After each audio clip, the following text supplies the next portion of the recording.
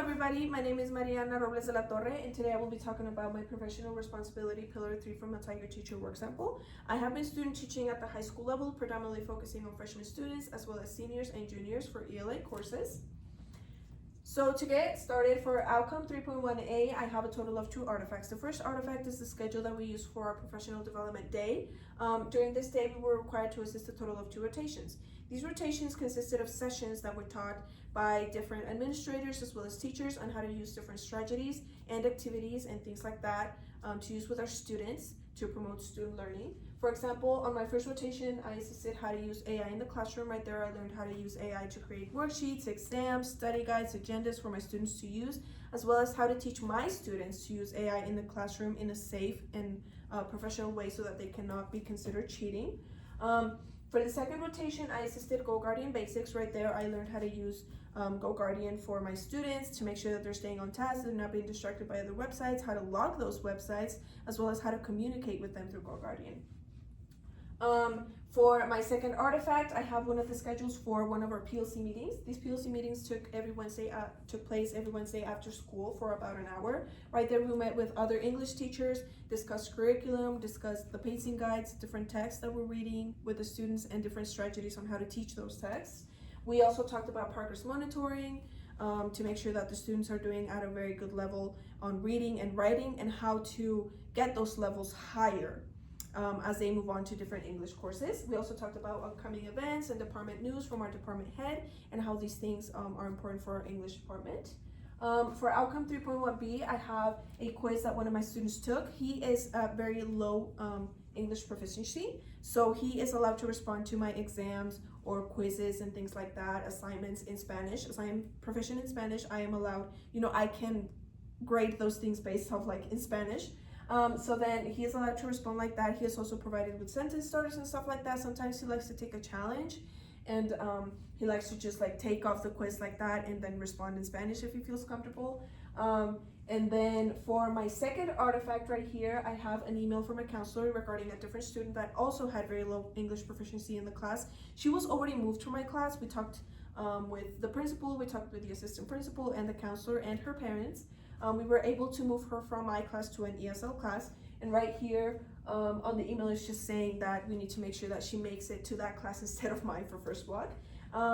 The reason why we noticed that she was not doing well was because she was not participating in class. She was not doing very well as well on progress monitoring, and on her reading and writing levels for English were not that well, but we got everything taken care of, and now she's going to ESL courses.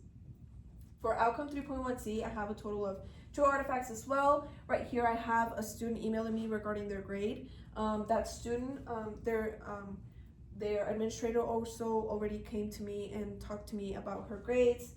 She's been going through some personal stuff, so I've been working with her, giving her any missing assignments that she has, any questions that she might have regarding those assignments. Right now she is standing at a 39% for her grade, and she wants to be bumped up to at least a 65.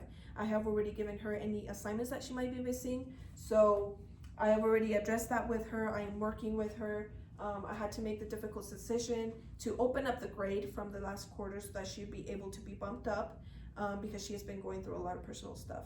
And then for my second artifact, I have a student that we've had issues with taking extended bathroom breaks. As you can see right here, she has taken a total of 7 hours in 1 week in bathroom breaks, which is unacceptable. We have addressed the issue with her administrator, her counselor. I've already talked to her. The measure that I took with her in my classroom was that I told her, you can either be escorted to the bathroom with me or with my CT to take you to the bathroom, or you can make sure that you create the hall pass and leave it on my desk that you are leaving for the bathroom, because sometimes she would go to the bathroom without creating those hall passes, or she would take the hall pass but she would stay in the bathroom for 20 minutes. So if she reaches a certain time, we would have to go and check on her to make sure that she gets back on time to class. The issue has been addressed. She has been doing a little bit better and is progressively getting better as we go. For outcome 3.2a, I have had the opportunity to create a lot of activities for my students.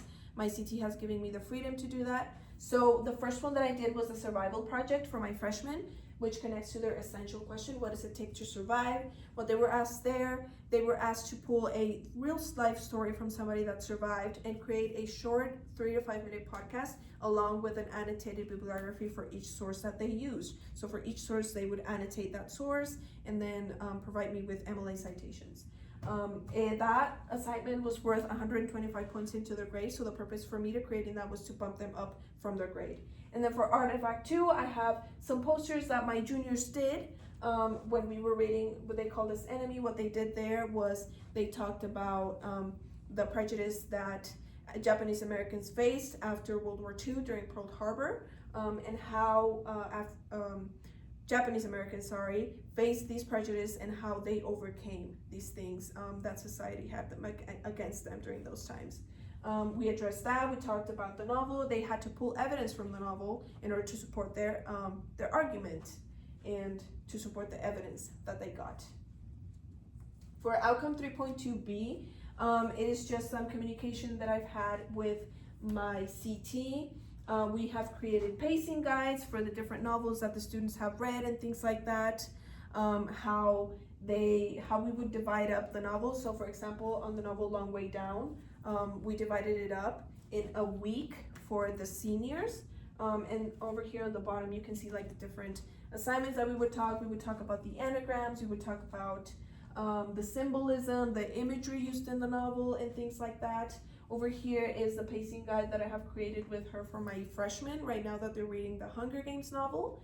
And then right here is just a little screenshot of the different messages that she sends me whenever she knows that she's going to be missing class. She would always send me a text message letting me know that there was going to be a sub, that she would provide any sub plans that were needed and things like that to make sure that someone was in the classroom with me. And that's how I usually communicate with her. Those are the notes that I take with her whenever I have like private meetings with her during Flex for the pacing guides. And then last but not least, on outcome 3.2b as well, I have a total of 4 artifacts, which are messages that I sent to parents through Parent Square. On these artifacts, I provide the parents with information regarding their students' grades, as well as reminders to turn in their assignments. For the podcast project, I did this. I sent out messages for the parents so that they could be aware that they needed to turn in the project and that it was very important for their grade. This Parent Square was very important as I worked with parents. They were also reminded here about parent-teacher conferences and if they want to come in and like discuss their grades for their students. So thank you so much for listening to my Pillar 3. Have a nice day. Thank you.